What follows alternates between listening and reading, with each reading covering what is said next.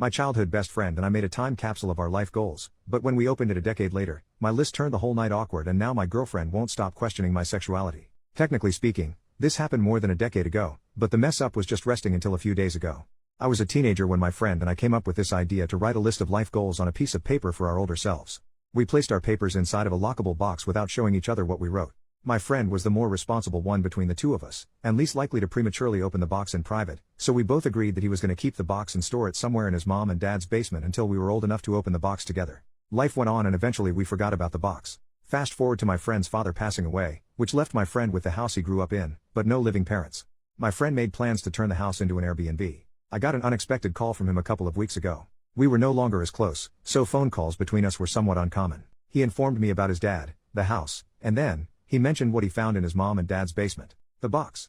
I encouraged my friend to open the box at that moment and read what we wrote while we were on the phone, but he suggested that we make it more meaningful by meeting up and reading it in person. Cut to the two of us becoming the four of us at the meeting because our girlfriends also became invested and involved. So, there we all were, at my friend's parents' house, enjoying good food and good company. When the time came to open the box, everyone was pretty excited. My friend and I totally forgot what we wrote, so all of us were going in blind. A toolbox was required to open the box because the key for the padlock was nowhere to be found. My friend gave me his list and I gave him mine. Our girlfriends wanted it that way. I was the first to read. My friend had the following things on his list. 1. Fix my teeth. 2. Make money. 3. Learn other languages. 4. Travel. 5. Learn to cook. 6. Eat healthy. 7. Lose my virginity. 8. Study. 9. Teach. 10. Continue skateboarding until I die. My friend's list was fun for everyone. However, my friend seemed hesitant to read my list. As soon as he said it might be better if I read my list in private, all of us, including me, egged him on to just read the damn thing. My friend reluctantly read the following out loud. 1. Tell Josh I want to be his bottom. That was literally all I wrote.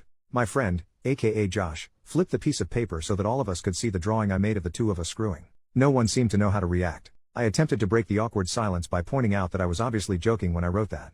My friend backed me up and said it was totally in character for teenage me to make gay jokes at inappropriate times. Everyone kind of filed my list under boys will be boys and laughed it off. That being said, my girlfriend was not laughing during our drive home. She was too busy questioning me about my sexuality. She didn't stop with the questions until I finally confessed that I was in fact bisexual, which is something I've never actually shared with anyone. Needless to say, that revelation created tension between us, even though I've assured her that I'm not attracted to anyone else but her. Pessimism is telling me that I should brace myself for a breakup. Relevant comment. Honestly though, if she breaks up with you because you're bi and weren't ready to come out of the closet yet, she wasn't the one for you. OP. Agreed. If we end up going our separate ways, then we were not as meant for each other as I originally thought we were. Commenter number 2, seeing Josh again, did you feel more than friends? Even if it's potentially one-sided? OP. Short answer, kind of. Long answer, seeing him triggered years of memories, and each memory prompted a specific feeling, but most of what I was feeling was within the boundaries of our friendship. The suppressed memories I had of how attracted I was towards him as a teenager did creep in, and for a brief moment I did allow myself to appreciate how attractive he still was, but I didn't feel anything I would classify as blurring the lines of our friendship. First update, the next day, my girlfriend appears to be ghosting me now. Her responses to my messages have gone from one-word comments that took her forever to send, to nothing at all. My friend, on the other hand, has not stopped messaging me ever since the events in my previous post. Between my girlfriend ghosting me and my friend bombarding me with follow-up questions, I definitely feel like I messed up as a teenager when I decided to leave a note to my future self that exposed my sexuality. My friend sent me multiple messages to inform me that he's still friends with some of our former high school mates. He made me aware of that fact because he wanted me to understand why it made sense for him to share our decades-old list of life goals with other people. I had no problem with that at first because I assumed that everyone who knew me in high school would laugh at my list and add it to all the other dumb crap I've said and done as a teenager. According to my friend, our former high school buddies did in fact laugh, but they also added my gay joke or gag or whatever to their own little list of clues that apparently made them all doubt my straightness throughout high school. My friend said nothing about me ever made him question my sexuality, but he was beginning to feel like he might have missed something because it seemed like he was the only person in our circle of friends who never connected the dots. I didn't know how to respond to that, but I managed to answer every question he had for me as truthfully as possible. Yes, it was more than just a gay joke. Yes, I wanted to be more than friends. No, I didn't know our friends realized I had an inner twink. No, our friendship didn't fizzle out after high school because I had feelings for you. Yes, I'm into girls and guys. I could go on and on. My friend apologized for putting me on the spot and promised that he was going to make an effort to spend more time with me in person so that he can learn more about what makes me me. Like old times. But gayer, I guess. He also joked about hooking me up with his male friends in case my relationship comes to an end. Last few days have been an emotionally exhausting experience. I unintentionally came out twice now. So much for waiting until I'm ready. Relevant comments. OP on his girlfriend needing to check herself on this topic. She's making me feel like the bad guy for being bi. Last time I checked, I'm still the same person. OP on being forced to go into details when he wasn't ready to come out. You're right. Part of me did want to get it off my chest. I would have preferred if it was planned, but it seems the universe ran out of patience. It's totally possible that my girlfriend might be homophobic, but I'm not 100% sure about that. What I'm definitely sure of is the fact that my girlfriend is insecure. Instead of seeing me as someone who chose her out of all the girls and guys, it appears that she now chooses to see me as the person who might leave her for all the girls and guys.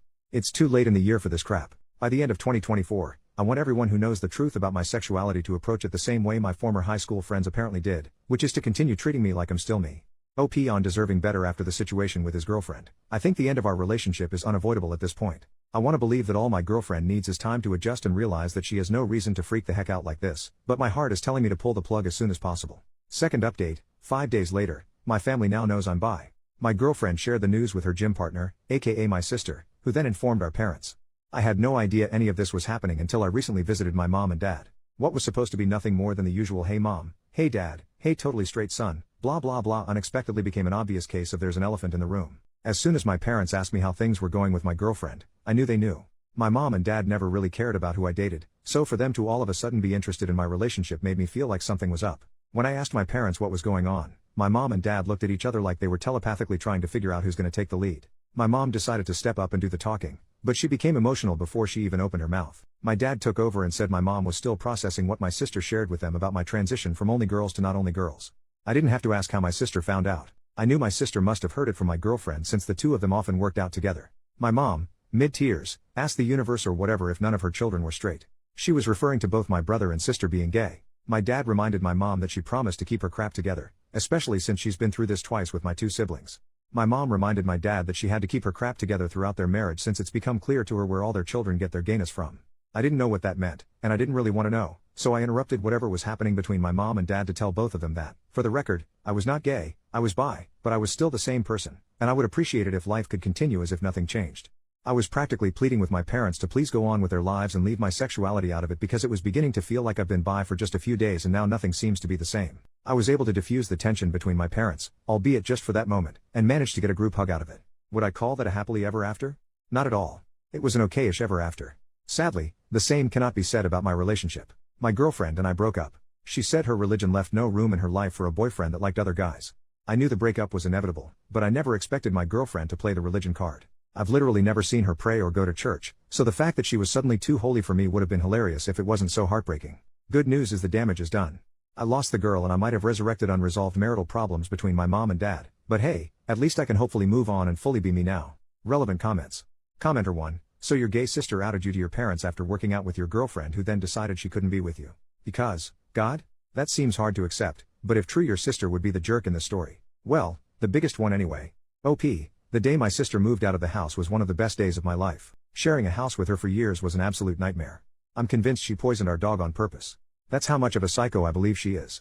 I have no idea what my ex-girlfriend gets out of spending time with my sister other than a firm ass. OP shares details about his father's past. According to my brother, my dad used to sell weed during his hippie days many moons ago, and apparently, where he was selling the most weed just so happened to be close to a popular gay club. My brother showed me a photo of my dad posing inside the gay club with a couple of his stoner customers.